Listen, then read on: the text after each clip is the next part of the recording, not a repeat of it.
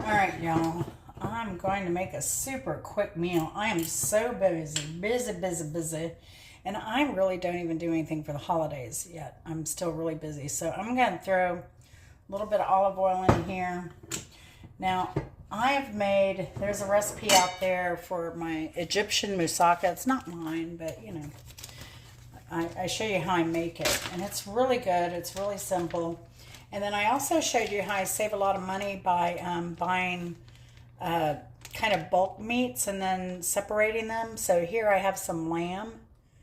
And I cut this off of the shank that I got at a really good deal because lamb now it's cheaper than beef a lot of times. So I'm just going to put this in here. Now, even though my moussaka, some of you may have heard of a Greek moussaka. Well, this is an Egyptian moussaka, and it's tomato, eggplant, onion, pepper. It's simple seasoning. It's cumin, vinegar, sugar, if you want to put that in. I usually don't. But I'm kind of going to, because it uses some of the same flavors that I use in a Moroccan stew, I'm going to use Moroccan type spices in this a little bit. So the first thing we want to really do is brown this meat here and dissolve some of that fat for flavor. And we'll start adding some vegetables in here. Now, I did not thaw my moussaka, which is fine. I make it in bulk because I grow my own eggplant, peppers, and stuff like that. So I'm going to dump that in frozen. And then I can put this on to simmer and cook and tenderize the lamb while I get work done. So let me get those spices together and onion, and I'll be right back. Alright, so we've browned some of our meat. With some of that beautiful fond on the bottom. Provides so much flavor. So we're going to go in with some cloves. And, you know, cloves can be overpowering. So I don't put a lot in here. I'm just going to, it's maybe 1/8 of a teaspoon. Like that. A little bit of cayenne pepper. Just, a little bit of that. Just a touch. I mean, I can always add more after the fact. And I'm using smoked paprika.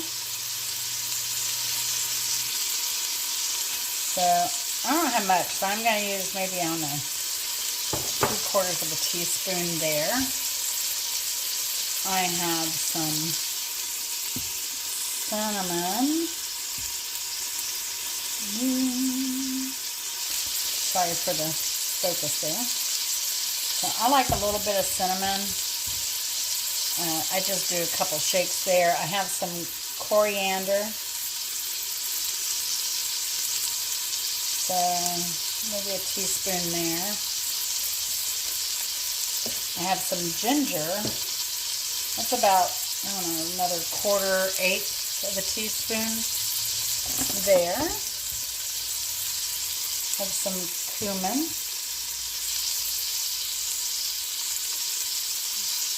Put a bunch in there. Maybe a teaspoon. Maybe a little bit more than a teaspoon. That's all right. That's all right. It's all going to be good. I have some garlic. You can use fresh garlic too, but I'm just using this because, like I said, I'm really busy. I got stuff to do.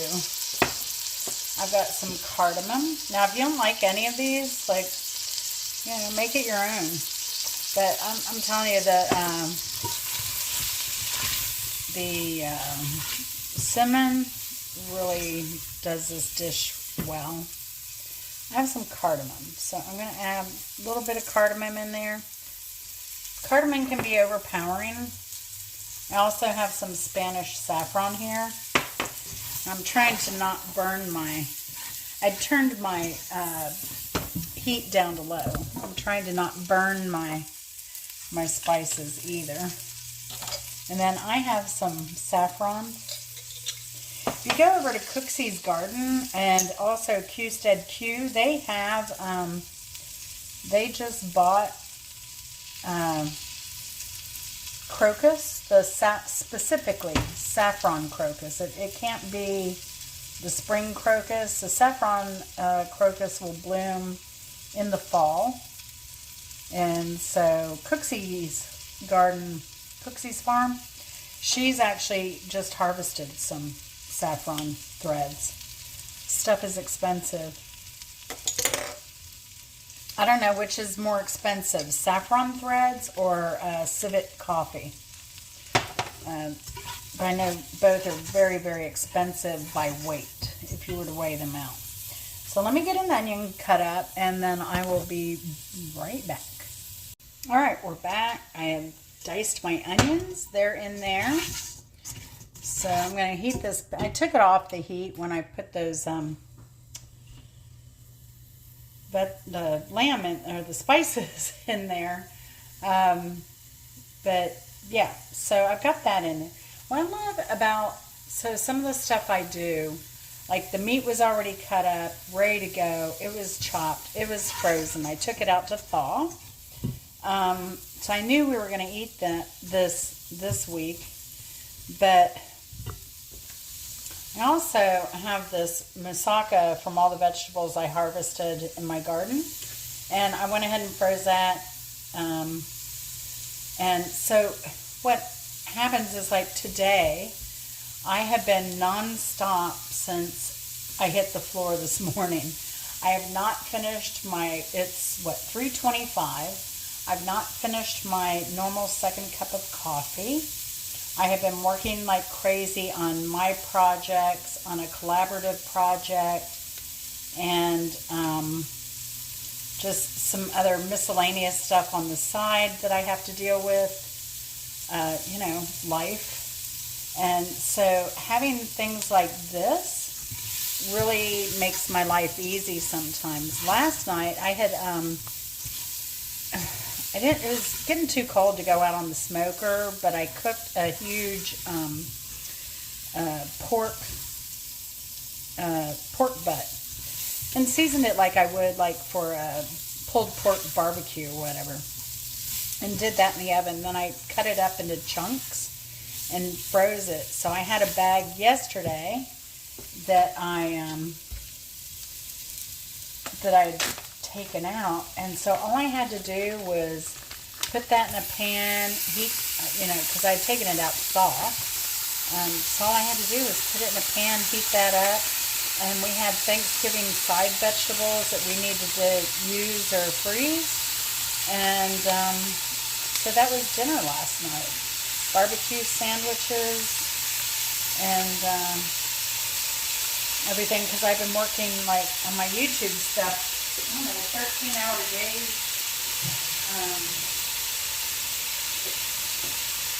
I've said I've been really busy in the last few months. So you can see this has chunks of San Marzano tomatoes. It has the eggplant. It has bell pepper. You can add to this. Now, normally I would kind of make this as a Moroccan tagine.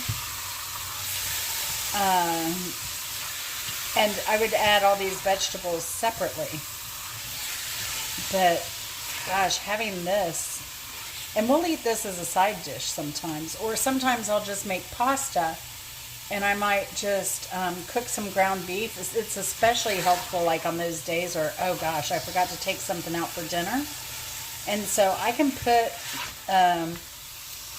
frozen ground beef or frozen turkey into a pan and cook that, ground it, take one of these bags, mix that with it, make some pasta, and it's pretty much a one-pot meal. So having stuff like this, doing a few things ahead when you have time, is really helpful. I just put out a video where it's kind of like a day in my life. I'm making stuff for us that I've made videos on before, but then I'm also doing cooking videos.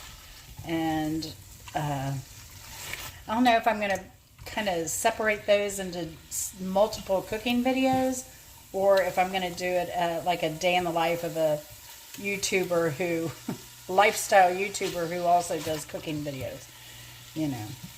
But that is my lifestyle. I mean, I have to cook. I cook almost every day. So you can see this is, it smells lovely. It smells delicious. But, you know, the lamb is tough. And the color on this is beautiful from all that brownedness on the lamb. Can you see that? I may take it off and let it cool down. But that color looks so rich. Oops. Faux pas. IRL cooking. Alright, so this lamb needs to get tender though. So what we're going to do here is we're going to add water to it. Because this lamb is going to take a while to get tender. It's 3:29 now. We usually eat dinner around 6:30 or so. So I'm just going to cook this on low. And I don't know if we're going to eat this as a soup or if I'm going to thicken it up. But I can do that once the lamb gets tender. I can decide how we're going to eat this. It'll definitely be thicker than this. This is too soupy. I think I want it thick. And I'm not going to cook any rice or anything. I'm just going to cook it like this maybe. I wish I had a green salad, but what I do have are some frozen green beans from the garden that I'll add to this. And I don't know, I have a little cabbage. I can make a little cabbage salad. I don't know. We'll see. We'll see what I end up doing. You know, I do dinner shorts, so it'll probably pop up in a short. But I'll bring you back when it's ready to serve this and let you look at how everything looks in the end. But yeah, it's full of eggplant. This is going to be a wonderful one-pot meal, kind of. With just something, a little something more on the side. I want a green vegetable of some kind. So we'll be back shortly. All right, Chris is home. He decided he wanted to eat this with some pita bread. So we're going to do that. And then we decided we wanted more vegetable in here. So we're going to add this whole bag of chopped spinach. Because, I mean, we'll get one bowl each out of this. But I think we want something a little bit more filling. So, I know, my stove's a mess. Oh, it says chopped spinach. They're in balls. That's funny. So it's spinach balls. That's funny. I don't think I've ever seen anything like that. But here it is, folks. So, I cooked this for, I think it was like 40 minutes that I cooked that with that water. I haven't added any more water to it. And then I just, I cooked it on low after I brought it to a boil for those 40 minutes. And then I just turned it off and let it sit. And that meat got really, really tender in just that period. And I didn't have to babysit it. And I've been able to work until Chris just got home. And it's 6:53 now. So it's dinner, folks. Thanks for watching. And, you know, this is how I cook. This is my life. This is my craziness. Like I said, when I can, I try and cook a lot of either side dishes or, you know, when I was harvesting from the garden, I was going ahead and making. I made a bunch of bags of this moussaka, which we've already gone through, actually. I still have a couple bags left. But, yeah, this is how I do it. So I don't usually follow any recipes. We're used to eating a tagine that I make all the time. And in that, I don't know if I have a tagine on there, but I probably might If I don't, I need to make one. So I'm just going to let this spinach is going to add a little probably moisture to this too. So once those thaw, this will be a great one-pot meal. I'm also tempted to add a thing of chickpeas in there for extra protein. What do you think? I don't know. We'll see. Yeah, let's do it. Let's add the chickpeas in. We'll get a lot more protein that way. And fiber. Yum. Thanks for watching. Take care. Welcome to my crazy life if you've never seen one of my videos before. Love you all. Take it easy. Bye. I don't have any garbanzo beans, so this is going to be it. Just thought I'd follow up, so if you see it in the short, you won't be like, where are the beans? Yeah. Oh well, I'll be adding that to my grocery list. See you later.